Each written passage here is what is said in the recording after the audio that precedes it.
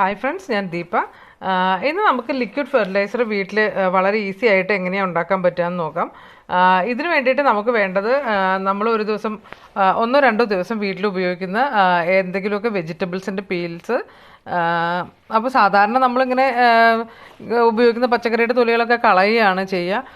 അപ്പോൾ അത് നമുക്ക് ഇതുപോലെ ലിക്വിഡ് ഫെർട്ടിലൈസർ ഉണ്ടാക്കാനായിട്ട് ഉപയോഗിക്കാവുന്നതാണ്. അപ്പോൾ പച്ചക്കറികളുടെ തൊലികൾ, അതുപോലെ ഉള്ളിയുടെ തൊലി ഒരു നല്ല ഇതാണ്. അതുപോലെ ഉള്ളിയുടെ നമ്മൾ മോൾ ഭാഗത്ത് നിന്ന് കട്ട് ചെയ്ത് കളയുന്ന ആ ഒരു കൂഞ്ഞാന്ന് പറയുന്ന ഭാഗം, അതായത് വേരൊക്കെ വരുന്ന ആ ഒരു ഭാഗം, അത് ചെടികൾക്ക് വേണ്ടിയിട്ട് ഉള്ള ഒരുപാട് ന്യൂട്രിയൻസ് അതിൻ്റെ അകത്ത് ഉണ്ടെന്നാണ് പറയുക. കാരണം ചില ഒരുപാട് ഇങ്ങനെ കുറേ സയൻറ്റിസ്റ്റ് ആയിട്ടുള്ള ആളുകളുടെയൊക്കെ വീഡിയോസ് ഞാൻ കണ്ടതിനകത്ത് അവർ പറയുന്നുണ്ട്, അത് ഇങ്ങനെ നമ്മൾ കുറേ ചെടികളിലൊക്കെ പൂക്കളൊക്കെ പിടിക്കാത്തതിന്, അല്ലെങ്കിൽ ഫീമെയിൽ ഫ്ലവേഴ്സ് ഉണ്ടാകാത്ത ചെടികളിലൊക്കെ അതിൻ്റെയൊക്കെ സ്പ്രേ, അതിട്ട് വെച്ചിട്ടുള്ള സ്പ്രേ ചെയ്ത് കൊടുക്കുന്നത് ഒരുപാട് നല്ലതാണെന്ന്.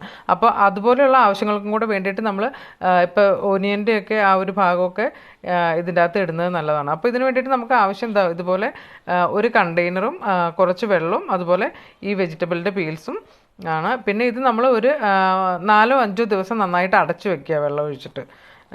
ഞാൻ ഈ ഗ്ലാസ് വെയർ എടുത്തത് എന്തിനാന്ന് വെച്ചാൽ ഇത് നമുക്ക് കാണാനായിട്ട് കുറച്ച് സൗകര്യത്തിന് വേണ്ടിയിട്ടാണ് കേട്ടോ. കാരണം ഇതിൻ്റെ ആ ഒരു വെള്ളത്തിൻ്റെ കളറ് ചേഞ്ച് ആവുന്നതും പിന്നെ ഒരു ഫെർമെൻറ്റേഷൻ വന്നിട്ട് നന്നായിട്ട് ഫ്രോത്തിങ് ഒക്കെ ആവും.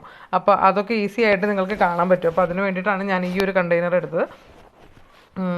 ഇത് ശരിക്കും 4-5 ദിവസം കഴിയുമ്പോൾ നമുക്ക് യൂസ് ചെയ്യാം. കാരണം അതിൽ കൂടുതൽ ദിവസം വെച്ച് കഴിഞ്ഞാൽ സാധാരണ ഒരു 1 വീക്കൊക്കെ വെക്കുന്നത് നല്ലതെന്ന് പറയും. പക്ഷേ 4-5 ദിവസമൊക്കെ കഴിയുമ്പോഴേക്കും ഇതിൽ ചെറുതായിട്ടൊരു നാറ്റമൊക്കെ വരാൻ തുടങ്ങും. പിന്നെ ചിലർക്കൊന്നും അങ്ങനത്തെ സംഭവങ്ങളൊന്നും അത്രയ്ക്ക് ഇഷ്ടമാവില്ലല്ലോ. അപ്പോൾ നമ്മൾ 4-5 ദിവസം കഴിഞ്ഞിട്ട് ഇത് എടുത്ത് യൂസ് ചെയ്യാവുന്നതാണ്.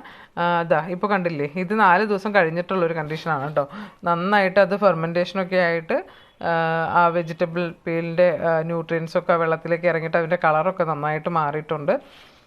അപ്പോൾ ഇങ്ങനെയുള്ളൊരു കണ്ടീഷനിൽ നമുക്ക് ഈ വെള്ളം ഫോലിയർ സ്പ്രേ ആയിട്ടും അതുപോലെ ചെടിയുടെ കടയ്ക്ക് ഒഴിച്ചു കൊടുക്കാനായിട്ടും ഉപയോഗിക്കാവുന്നതാണ്.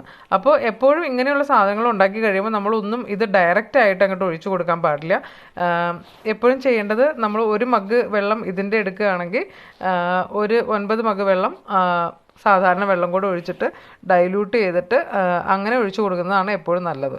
ഇപ്പോൾ അതിനകത്ത് കൂടുതൽ എന്തെങ്കിലുമൊക്കെ ന്യൂട്രിയൻസ് നമ്മളുടെ ചെടികൾക്ക് ചീത്തയാക്കുന്ന എന്തെങ്കിലുമൊക്കെ ഒരു സംഭവം ഉണ്ടെന്നുണ്ടെങ്കിൽ പിന്നെ അത് ബുദ്ധിമുട്ടാവും. അല്ലാന്നുണ്ടെങ്കിൽ നമ്മൾ ഒരുപാട് കൂടുതൽ വെള്ളത്തിലാണ് കുറച്ച് ഇങ്ങനെ സംഭവങ്ങൾ ഇട്ട് വെച്ച്, ഇപ്പോൾ ബക്കറ്റിലൊക്കെ ഒരു ഇത്രയ്ക്ക് പീൽസൊക്കെ നമ്മൾ ഇട്ട് വെക്കുന്നതെന്നുണ്ടെങ്കിൽ ആ വെള്ളമൊക്കെ നമുക്ക് എടുത്തിട്ട് ഡയറക്റ്റ് ഇപ്പോൾ ചെടിയുടെ കടയ്ക്കൊക്കെ ഒഴിച്ച് കൊടുക്കണം എന്നുണ്ടെങ്കിൽ അങ്ങനെ ഒഴിച്ച് കൊടുക്കാവുന്നതാണ്.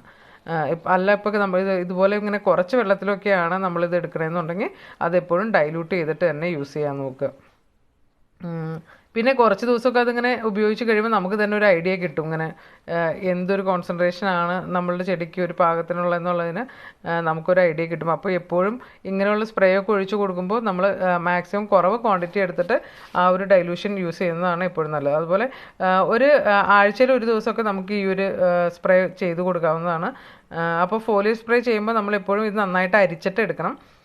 ഡൈല്യൂഷൻ അത് തന്നെ ഒരു 1:10 ഉള്ള ആ ഒരു ഡൈല്യൂഷൻ്റെ എടുത്തിട്ട് ഇലകളുടെ എല്ലാ ഭാഗത്തും, അതുപോലെ ഇപ്പോൾ ചെടിയുടെ റൂട്ടിന് മുകളിലേക്കുള്ള, അതായത് മണ്ണിൻ്റെ മുകളിൽ കാണുന്ന എല്ലാ ഭാഗത്തും ചെടിക്ക് ന്യൂട്രിയൻസ് അബ്സോർബ് ചെയ്യാനുള്ളൊരു കപ്പാസിറ്റി ഉണ്ട്. അപ്പോൾ നമ്മളെപ്പോഴും ഏത് ഭാഗത്ത് സ്പ്രേ ചെയ്ത് കൊടുത്താലും ചെടി അതിനാവശ്യമുള്ള ന്യൂട്രിയൻസ് വലിച്ചെടുത്തോളും. അതുപോലെ ഇങ്ങനെ സ്പ്രേ ഒക്കെ ചെയ്യുമ്പോൾ നമ്മളെപ്പോഴും ഈവനിങ് ടൈമിൽ ചെയ്യാൻ നോക്കുക. കാരണം മോർണിംഗ് ടൈമിലൊക്കെ ചെയ്ത് കഴിഞ്ഞാൽ പെട്ടെന്ന് തന്നെ ഇവാപ്പറേറ്റ് ചെയ്ത് പോയിട്ട് അതിൻ്റെ ന്യൂട്രിയൻസ് ഒന്നും ആ ചെടിക്ക് വലിച്ചെടുക്കാനായിട്ട് കിട്ടില്ല. അപ്പോൾ ആ ഒരു കാര്യം കൂടെ പ്രത്യേകിച്ച് ശ്രദ്ധിക്കുക.